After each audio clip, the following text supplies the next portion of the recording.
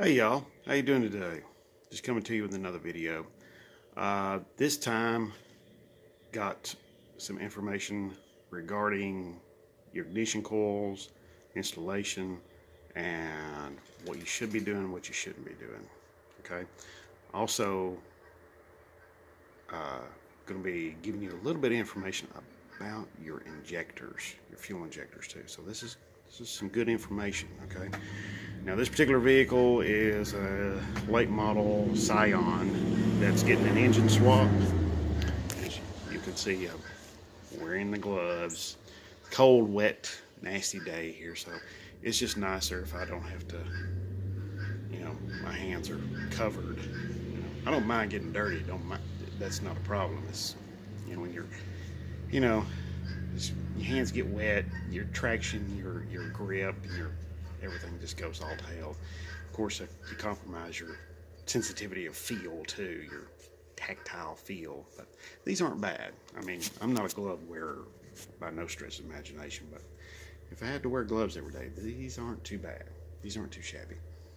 Okay, so what I'm going to do for you here is I'm going to give you a little information on what you need to do in order to make your life a little easier when you're doing this. Now, this is how I do it. Okay, now there's probably a lot of other people that do it a lot of other ways, but this is how I do it. Okay, so hopefully you can share this information and you can use this and you can gain something out of it. Okay, now first of all, I want to show you this little doodad, something here I do with the, I'll edit that out. Right here, when you're working with lots and lots of hardware, lots and lots of nuts, bolts, fasteners, things like that, you go through and you separate them out by how they're made, length, type, everything like that. So as you can see, I've got all of these kind of separated out. So that's what I do in order to make things a little bit easier for me. Okay, so that's what I do. Now, going to the coils. Let's get right to business here. Okay. Now, when it comes to ignition coils, you want to be careful with them. You don't want to get too brutal or too rough. Now, these coils have already been out, and I've went ahead and I'm putting these back in. But when you want to take them out, what you want to do is you want to take, of course, take the bolt out. Usually a 10 millimeter, although there's some others that may use something different. And you want to twist it back and forth. That breaks the seal down there. Okay, there's a seal on the end of this rubbery boot. Okay, it's not really rubber; it's probably silicone and rubber or something like that. But anyway, what you want to do is you want to break that seal. Okay, because if you don't, you could wind up tearing the boot, and then you have to replace it. Now, I will say this: lots of coils, some coils have this boot made on. There's no replacing it. Some coils don't. Some come with this boot already. Some come with this boot where you can take it on and take it off. Okay? It's just how it was designed or how it was built. Okay? Some are made one way, some are made another. It's entirely up to whomever the engineer, designer, manufacturer. Okay? Or the bean counter. Also, too, you want to pay attention to this little rubbery seal right here. Okay, again, this is probably some sort of rubber or silicone or something like that. You want to make sure that it's nice and pliable. Both are nice and pliable. They're not hard as a rock. Okay, if they are, then they're probably contributing to a misfire or some misfires every once in a while. Your ignition coil, just like ignition coils have always been, not really high-tech, sophisticated, really super sophisticated devices. These are fired individually by the computer. Okay, so which I'm pointing that way because that's where the computer's at. But what you want to do is you want to make sure that you get these wired up correctly. Now, as you can see here, probably can see, and I'll show you in greater detail. The wiring harness is not up here because this is an engine swap. Okay, but I thought I'd make this video for you, give you this little bit of information here about coils, what you need to look for, what you don't. One little tidbit of information. use some dielectric grease in the end of the boot. It makes life easier for you when you have to go and take this back off later. Okay. Also, too, it keeps any kind of corrosion, moisture, and anything else, dirt, debris, anything from getting up inside there. Something else too. Down in here, where the coil goes, let me grab the camera phone, show you here a little bit more. Down in here, you can see this is where the coil goes in at. Okay, so we're going to take this, we're going to put it right down in there. You're going to feel it kind of made up with a spark plug tip, and it's going to slip right over it. Now, the dielectric grease I told you about is going to help you put that on there real easy, okay? But also, too, these holes can fill up with engine oil. And it's very important that when they start filling up with engine oil, you probably need to get your valve cover gaskets replaced, okay? Recently, I changed the starter on a woman's car, and she had not replaced her valve cover gaskets, and it was so bad that it was really bad, and unfortunately it like killed her starter. Her starter was like 2 years old or something like that. It was still under warranty and she was taken care of, but you get what I'm saying. Now let me give you an example of good gaskets and bad gaskets. Okay, now you see that? You see how that is? That's actually a pretty good gasket. You could reuse that if you wanted to. I'm not going to, but you could if you needed to, or if you wanted to. Okay? You didn't have the money to buy a new intake gasket. There you go. But we got a new intake gasket, so we don't have to reuse that. But here's an example of a horrible, bad valve cover gasket. Watch this.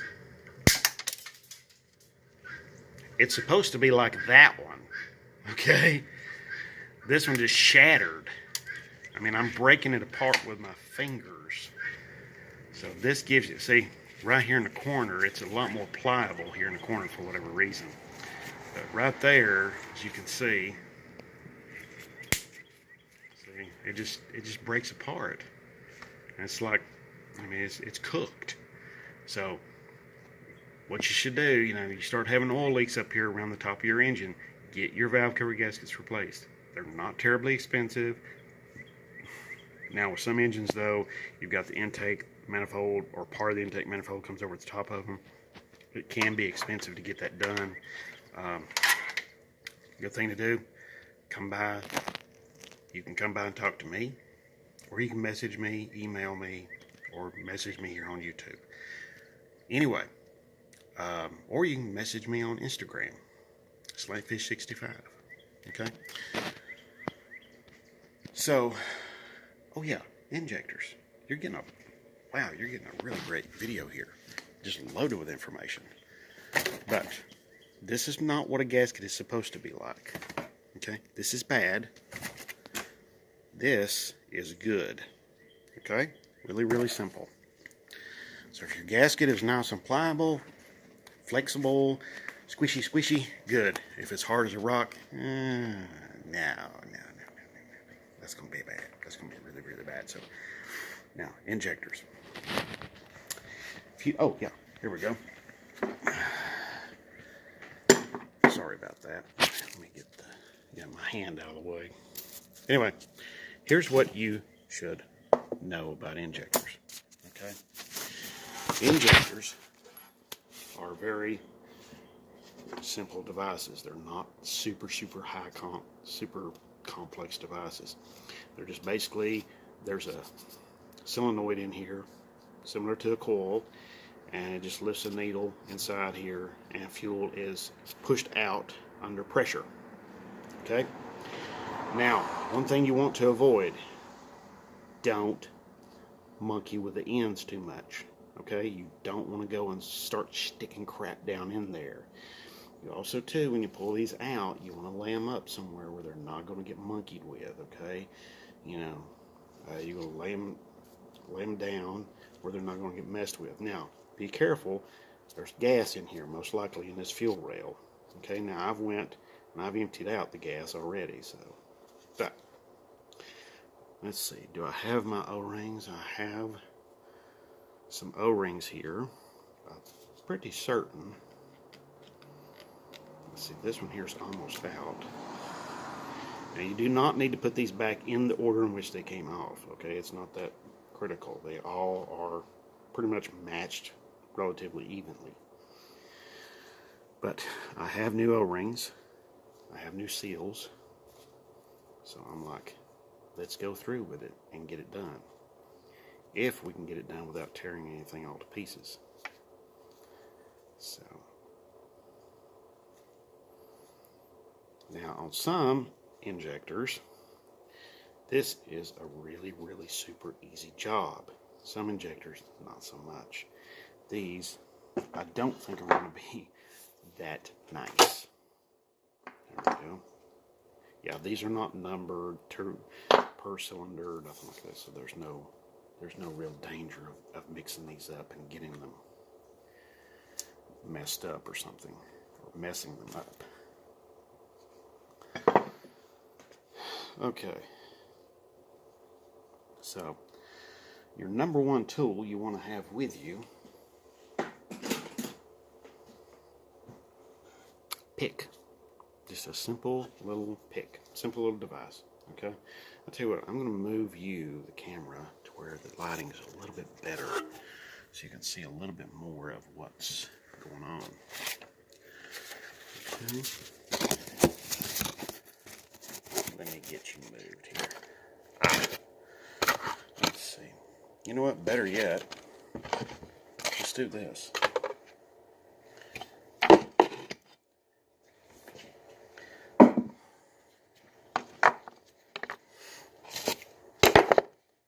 Now, you can, while I'm moving this stuff around here real quick, you can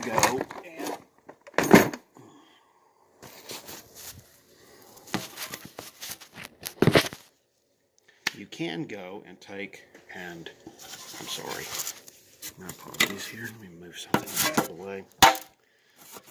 What you can do is you can go and you can take and try to clean these up here, like clean this in, but I wouldn't really recommend it, especially not with brake parts cleaner or nothing like that, because some of this stuff is plastic down here, and you're looking at stuff that it can be very, very, very sensitive, and very brittle, and also very just come apart on you, and or have really difficult problems operating, because brake parts cleaner can be really harsh to some plastics. Just something you need to keep in mind. But, so, we got that out of the way. What we want to do, we want to take the old seal, old O-ring. We want to get the tip. Let's see. See what I'm doing right there? I've got the tip under the O-ring. See right there, just like that. That's all you want to do. Now, I just want to work that off there, and voila, I've got the old O-ring. Now, what we want to do, we just want to clean that area up just a little bit, just give it a little wipe down. Nothing real crazy. Okay? Alright, then we take new O-ring. Now we can push this on pretty easily with your thumbs or fingers. Okay? But what we want to do is we want to go back. We want to make sure the O-ring is not twisted. Okay, it can get twisted on there when you do that. Okay, now you can put it on with the pick, but it sometimes can be a bit of a hassle if you do. So I like to use my fingers to push it on, then go back over it with a pick, and just go loop around. Alright, just like that. Well, just like I intended anyway. So here we go. Well, there we go. Alright, see? Like. Alright, so just like that right there. We want to go around and make sure that you got the O-ring on without damaging the O-ring, without cutting it or twisting it, putting it in a bind. Okay? Now when it goes back in the fuel rail, this tip here, this part here goes back in the fuel rail. You want to make sure and probably put some sort of lubricant on here. Okay, you don't want to use no kind of sealants or gasket sealers or silicones or nothing like that. You just want to use something, preferably some sort of oil, or dielectric grease would be really, really good for that. So, all right, this is going to be pretty nice. I'll tell you what I'm going to do. If you will excuse me for just a minute, I'll get a little bit of oil.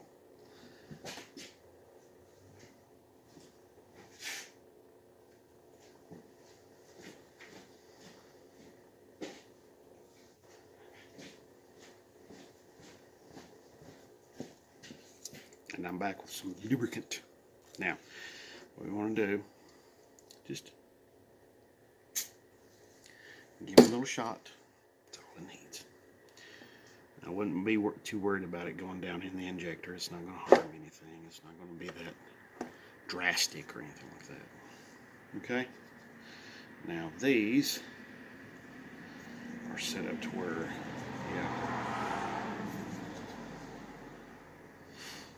I believe that is correct right there. Now I'm not going to replace this end. I know I should. I'm not going to, because one, this end is still somewhat pliable, but it's got this hard plastic end piece, and I don't want to damage it. Okay, it's still pliable, and I don't want to damage that end. They've sent me some new ones here, but they look different, and I'm not real crazy about using these because they're going to be entirely different. So I'm going to do one more, okay, and let you see what I'm talking about here. Okay. All right, so another injector. Just take our thumb, press down on the tip of the pick, and we just take the pick, just pull the old O-ring right off. Clean it up. Any kind of dirt, crap, or crud in there, we're going to just clean all that out. New O-ring. Roll it right on. Take the pick again. There we go. And just roll this and make sure we got this on there correctly. And that's it. Simple, simple, simple. This is not hardcore, supreme complex, have to have an engineering degree to do this. This is simple, simple stuff, okay? So then we go and put it just down in, now we want to look in the hole where, we want to look in that hole and make sure it's nice and clean. Most likely it probably will be. And just press the injector with our fingers like so. Now you notice my hand touched this piece out here. Again, you don't want to monkey with this too much. You want to pretty much leave it alone. Okay, it's a good idea. Keep your hands off of it. So there you go. All right, simple stuff. Now, any questions, comments, ideas, anything, be sure to just message me below in the comments, or just email me, slantfish65sd, okay? Or you can contact me on Instagram, slantfish65. Thank you, God bless, and have a good one.